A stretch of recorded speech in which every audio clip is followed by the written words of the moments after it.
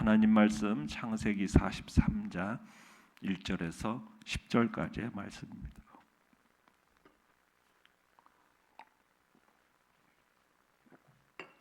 창세기 43장 1절에서 10절의 말씀, 우리 한 목소리로 같이 읽겠습니다. 시작. 그 땅에 기근이 심하고 그들이 애굽에서 가져온 곡식을 다 먹음에 그 아버지가 그들에게 이르되 다시 가서 우리를 위하여 양식을 조금 사오라.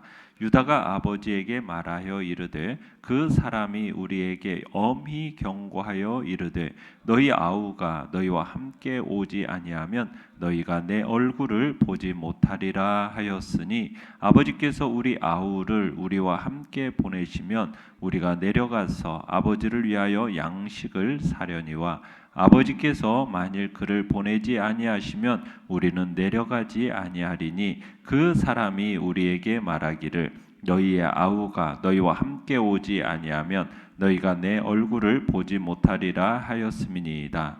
이스라엘이 이르되 너희가 어찌하여 너희에게 또 다른 아우가 있다고 그 사람에게 말하여 나를 괴롭게 하였느냐.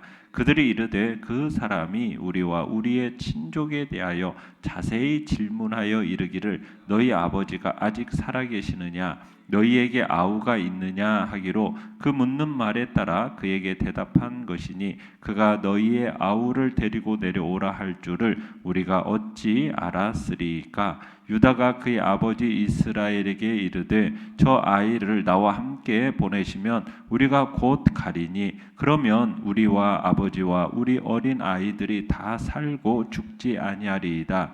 내가 그를 위하여 담보가 되오리니 아버지께서 내 손에서 그를 찾으소서. 내가 만일 그를 아버지께 데려다가 아버지 앞에 두지 아니하면 내가 영원히 죄를 지리이다. 우리가 지체하지 아니하였더라면 벌써 2번 갔다 왔으리이다. 아멘. 오늘 말씀의 제목은 소중한 것을 담보로 내놓고 설득하라라는 제목으로 말씀을 나눕니다. 오늘 본문은 야곱이 베냐민을 애굽으로 보내야만 하는 그런 상황 속에서 이제 그를 잃을 것을 두려워해서 갈등하는 장면, 그 갈등하는 장면을 묘사하고 있습니다. 야곱이 베냐민과 동행하는 것, 베냐민의 동행을 허락하지 않는 관계로 인해서 형제들이 지금 볼모로 잡혀 있는 시므온을 구하러 가지 못한 채 어느덧 가나안 땅에서 계속 생활하게 됐어요. 그런데 이제 가나안 땅에도 계속 기근이 계속되었기 때문에 애굽에서 사온 식량이라는 것이 어느덧 다 동이 나버린 겁니다.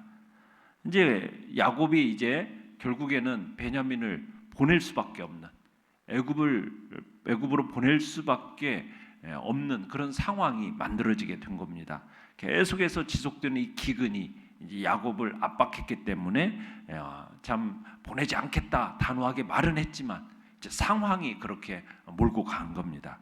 내용과 문제 1번을 보시면 기근이 계속되자 야곱은 아들들에게 무엇을 부탁합니까? 자, 1절 2절을 다시 한번 읽어봅니다. 시작. 그 땅에 기근이 심하고 그들이 애굽에서 가져온 곡식을 다 먹음에 그 아버지가 그들에게 이르되 다시 가서 우리를 위하여 양식을 조금 사오라. 자, 이제 시간이 흘러서 어느덧 애굽에서 구해온 양식이 다 소진되어 버린 겁니다. 야곱은 아들들에게 뭘 부탁하고 있어가요? 다시 애굽으로 내려가서 양식을 사와라. 이렇게 이제 부탁하고 지시하고 있습니다. 자, 그런데 요셉이 한 말이 있어요. 무슨 말입니까? 동생 베냐민을 데려오지 않으면, 함께 오지 않으면 만나주지 않겠다는 거예요. 참말로 난처한 일이죠.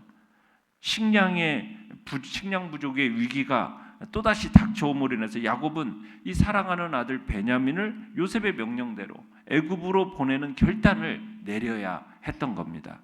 자, 그러자 이제 3절로 5절도 읽어보겠습니다. 3절에서 5절 시작.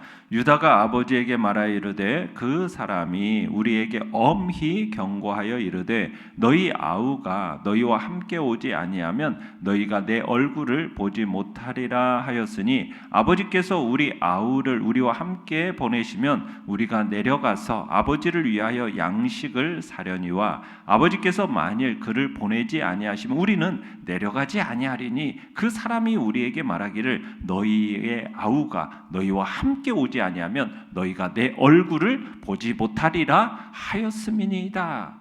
자, 이때 이제 누가 나섭니까? 넷째 아들인 유다가 나섭니다. 그러면서 이제 아버지를 설득하는 거예요. 지난번에 첫째 아들 루벤이 이제 아버지를 설득하려고 했다가 실패하지 않았습니까?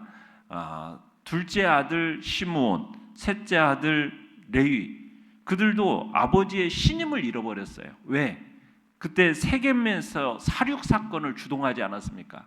큰아들은 아버지의 첩과의 그 통관을 통해서 신임을 잃어버렸고, 또 시므온과 레위는 세겜 사건의 그 살육 사건을 통해서 아버지의 신임을 잃어버린 겁니다. 그러면서 이제 나서게 된 게 누굽니까? 넷째 아들인 유다입니다. 자, 그러면서 유다가 뭐라고 얘기하는 거예요? 양식을 구하러 다시 애굽에 가기 위해서는 베냐민이 반드시 동행해야만 합니다. 요셉이 베냐민을 데리고 올 걸 강조해서 말했어요. 그러면서 이 부분에 있어서 뭐 어떻게 할 수가 없다라는 거예요. 유다는 베냐민이 꼭 가야 하고 지금 당장 가야 한다. 이걸 강조하는 겁니다. 같이 가지 않으면 양식을 구할 수가 없습니다. 우리는 베냐민하고 동행하자면 양식 구하러 가지 않겠습니다. 지금 이렇게 단호하게 말하고 있는 겁니다. 베냐민 없이는 애굽에 가도 양식을 살 수 없다고 애굽행을 거부하고 있는 겁니다. 자, 그러자 이제 이스라엘 야곱이 뭐라고 얘기합니까? 6절로 7절 읽어보겠습니다. 시작. 이스라엘이 이르되 너희가 어찌하여 너희에게 또 다른 아우가 있다고 그 사람에게 말하여 나를 괴롭게 하느냐. 그들이 이르되 그 사람이 우리와 우리 친족에 대해서 자세히 질문하여 이르기를 너희 아버지가 아직 살아계시느냐 너희에게 아우가 있느냐 하기로 그 묻는 말에 따라서 그에게 대답한 것이니 그가 너희 아우를 데리고 내려오라 할 줄을 우리가 어찌 알았으리까. 그러니까 야곱은 어찌하게 해서 너희에게 또 다른 아우가 있다고 그 사람에게 말해가지고 날 이렇게 괴롭게 하냐라고 야단치는 거죠. 그러니까 야곱이 베냐민을 지금 애굽으로 데려가야 한다는 말하는 그 아들들을 원망하고 있는 겁니다. 그런데 다른 대안이 있어요, 없어요? 없어요. 형제들은 또 자신들과 요셉의 대화에 관한 다른 정보들을 지금 제공하고 있는 겁니다. 가족 관계에 대해서 요셉이 그렇게 상세하게 물으니까 우리는 뭐 아버지가 계신지 물어보니까 살아 계신다고 말하고 동생이 있냐고 물어보니까 있다고 얘기하고 그렇게까지 뭐 얘기한 것에 대해서 답변했는데 누가 뭐 그 동생을 데리고 오라고 누가 알았겠느냐는 거예요. 그러니까 야곱의 아들들이 요셉이 자신들에게 그렇게 치밀하고 꼼꼼하게 이렇게 질문했기 때문에 그냥 우리는 그렇게 대답할 수밖에 없었다. 상황이 그랬다. 이렇게 설명을 하면서 변명하고 있는 겁니다. 애굽 사람이 이렇게 자신의 야곱 집안의 이 사정을 이미 상세하게 알고 있으니 베냐민을 데리고 가는 것 이외에는 다른 방법이 없습니다 하면서 지금 아버지 야곱 이스라엘을 이렇게 압력을 행사하고 있는 겁니다. 내용관찰 문제 2번입니다. 유다는 야곱에게 어떤 책임감을 갖고 베냐민을 데려가겠다고 설득합니까? 자, 8절로 10절을 읽어보겠습니다. 시작. 유다가 그의 아버지 이스라엘에게 이르되 저 아이를 나와 함께 보내시면 우리가 곧 가리니 그러면 우리와 우리 아버지와 우리 어린 아이들이 다 살고 죽지 아니하리이다. 내가 그를 위하여 담보가 되오리니 아버지께서 내 손에서 그를 찾으소서. 내가 만일 그를 아버지께 데려다가 아버지 앞에 두지 아니하면 내가 영원히 죄를 지리이다. 우리가 지체하지 아니하였더라면 벌써 2번 갔다 왔으리이다. 자, 유다가 이제 만약 자신이 베냐민을 데리고 애굽에 데려오기만 한다면은 8절에 그죠. 우리도 아버지도 우리의 어린 아이들도 모두 다 죽지 않을 거라고 이렇게 말을 해요. 온 가족이 지금 살 길은 딱 한 가지라는 거죠. 베냐민 데리고 애굽으로 가는 길밖에 없습니다. 그러면서 지금 우리 아버지, 자식 이렇게 막 나열해 놓으면서 야곱의 우유부단함을 이 3대가 이 우유부단함이 3대를 지금 위협하고 있다라고 하면서 지금 굉장히 압박을 가하고 있는 겁니다. 그러면서 이제 유다가 뭐라고 얘기하냐? 이 상황을 다시 아버지에게 고하면서 자신이 베냐민이 안전하게 돌아온 일을 책임지겠습니다. 이 얘기를 해요. 자신이 책임지겠다고 얘기합니다. 자기가 담보가 되겠다고. 지난번에는 르우벤이 자기 아들들의 생명을 담보로 내놓겠다고 얘기하지 않았습니까? 자, 그런데 오늘은 유다가 누구의 생명을? 자기의 생명을 담보로 내놓겠다고 해요. 자기 생명을. 그러니까 유다가 자신이 담보가 되어서 책임지고 베냐민을 다시 데려오겠습니다. 지금 약속하고 있는 것입니다. 만약에 이 베냐민의 안전에 이상이 생긴다면 자신의 목숨까지라도 내어놓겠다. 어떤 유다의 강한 의지, 굳은 결단, 지금 이게 표현되고 있는 겁니다. 여기서 보면은 내가 영원히 죄를 지리다, 이 표현은 뭐냐면 만약 베냐민에게 무슨 일이 생긴다면 유다 자신의 남은 평생 동안 아버지 앞에서 제가 죄인으로 살겠습니다. 그만큼 내가 베냐민에 대한 책임을 지겠습니다라는 그만큼의 비장한 각오의 표현인 거죠. 그러니까 이와 같이 막 거듭되면서 점점 강도를 더하는 이 유다의 충정 어린 호소가 결국 아버지 야곱의 마음을 점차 움직이게 했던 겁니다. 참 지난번에 유다의 삶을 보면은 동생 요셉에 대해서도 그렇고 며느리 다말의 인생에 대해서도 그렇고 그들의 인생이 망가지든 별로 상관하지 않았던 것이 유다의 모습이었던 건데, 그런데 이제는 온 가족의 살 방도를 지금 유다가 구하고 있고 베냐민의 신변에 대해서 자신이 모든 책임을 지겠다라는 그런 모습을 보이고 있는 것을 지금 우리가 보게 돼요.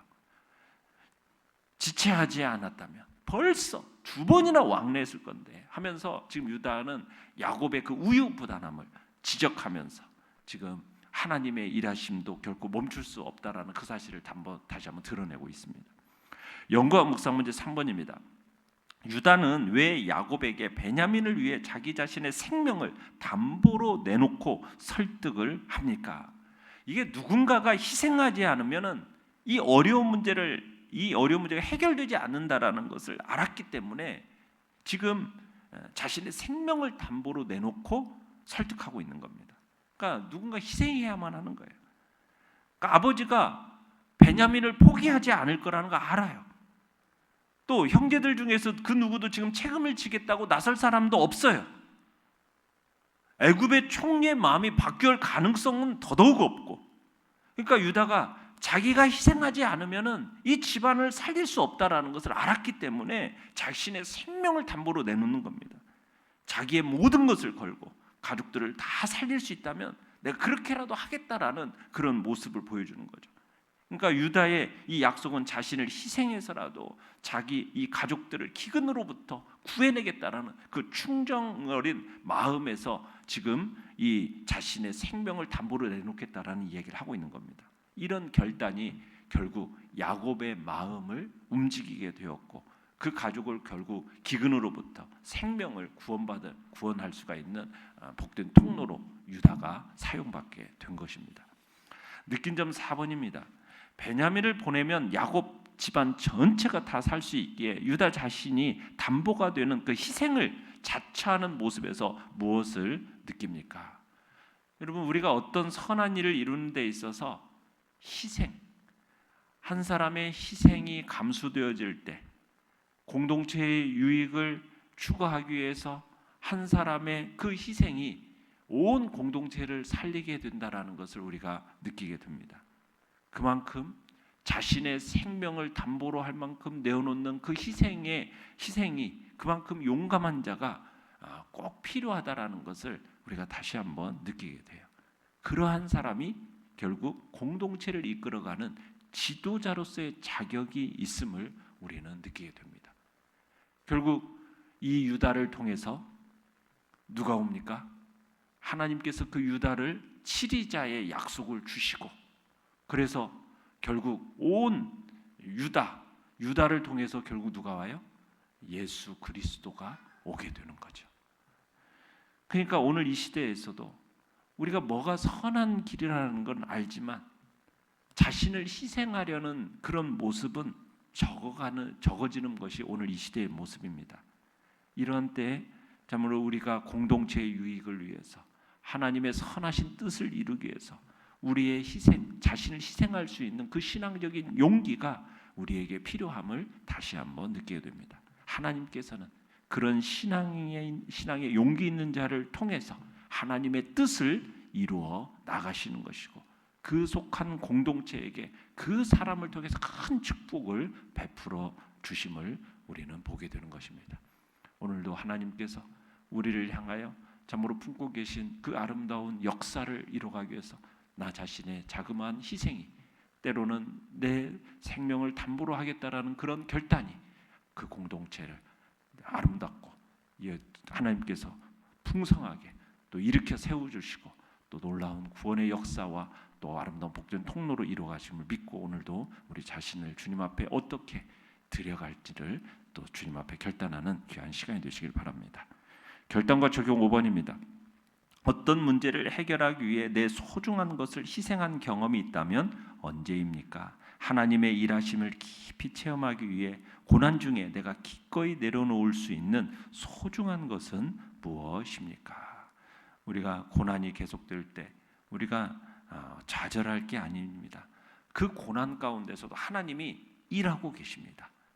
그 고난 가운데 우리는 내 뜻을 내려놓고 하나님의 계획이 무엇일까? 그 계획에 순종하면서 때로는 내게 있는 것들을 기꺼이 참으로 포기하고 내려놓는 자리, 나의 생명까지도 주님 앞에 기꺼이 드리겠다라는 그 결단이 있을 때 하나님께서 그 놀라운 역사를 이루어가심을 믿고 오늘도 주님을 더욱 신뢰하면서 그분의 뜻을 체험하기 위해서 내게 필요한 것, 내가 소중하게 여기는 것 기꺼이 내려놓고 주님께 드리겠다라는 그런 결단이 오늘도 우리 안에 있기를 간절히 바랍니다. 오늘의 기도 같이 읽겠습니다. 시작. 고난 중에 일하시는 하나님을 신뢰하며 주님의 인도하심을 따라 믿음의 길을 걷게 하소서. 아멘.